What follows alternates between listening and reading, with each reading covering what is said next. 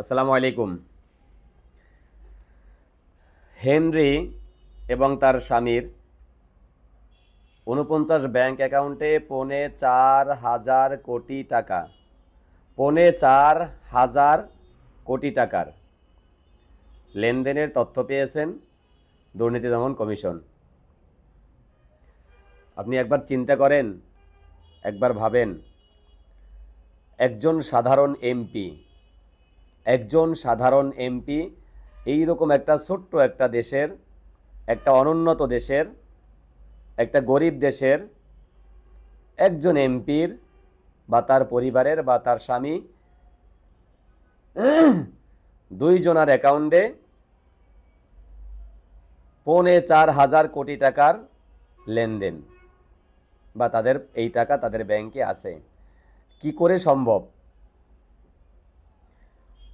একজন এমপি ১,২০,০০০ বা ৩০,০০০ টাকা বেতন লাস্ট সময় ছিল, তার আগে আর অনেক কম ছিল, ৫০, ৬০, ৮০ এরকম ছিল। তারপরে আস্তে আস্তে বাড়তে বাড়তে সেটা এই সরকার ১,২০,০০০ বা ৩০,০০০ টাকায় নিয়ে গেছেন। একজন এমপি বছরে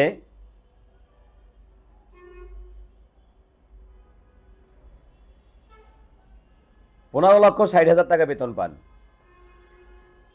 আমি ধরলাম ১৩ থেকে ১৬ লক্ষ টাকা বেতন এমপিরা পান বছরে। পলক সাহেব, আমরা শুনেছিলাম তিনি এমপি হওয়ার আগে গাড়ি ভাড়া দিয়ে চলার মতো তার কাছে পয়সা থাকতো না, তিনি লোকালে চলাফেরা করতেন। তার স্ত্রী টিউশনি করে দুজনে মিলে সংসারটা চালাতেন। সেই পলকের মধ্যে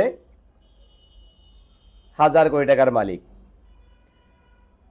এই দেশটা কি এমনিতেই ধ্বংস হয়েছে? দেশের উন্নয়ন, আওয়ামী লীগ অনেক উন্নয়ন করে দিয়ে গেছেন। যদি এই দুর্নীতিগুলো বন্ধ করা সম্ভব হতো, এই হাজার হাজার কোটি টাকা যদি তাদের অ্যাকাউন্টে না থাকতো, এই টাকা সরকারের কোষাগারে থাকতো, তাহলে সরকারের কাছে যদি টাকাগুলো থাকতো, সরকারি ব্যাংকে যদি টাকাগুলো থাকতো, তাহলে আজকে দেশটা কোথায় থাকতো?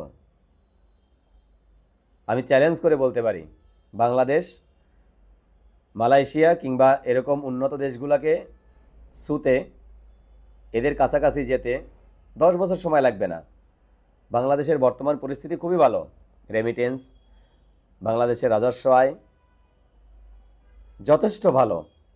অনেক অনেক উন্নত দেশেও এই ইনকামটা নাই, এই পরিমাণ রাজস্ব আয় নাই, এই পরিমাণ ডলার আসে না, বৈদেশিক মুদ্রা আসে না।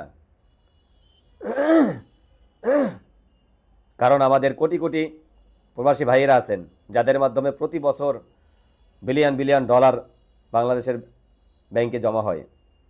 এটা আমাদের জন্য প্লাস পয়েন্ট, শুধু আমরা কাজে লাগাতে পারছি না। কাজে লাগাতে হবে, মুখের বড় বড় বুলি নয়, বাস্তবে কাজে লাগাতে হবে। বাস্তবেই দেশটাকে সোনার বাংলাদেশ গড়তে হবে। মুক্তিযোদ্ধার নামে ব্যবসা বন্ধ করতে হবে, মুক্তিযুদ্ধ নিয়ে ব্যবসা বন্ধ করতে হবে,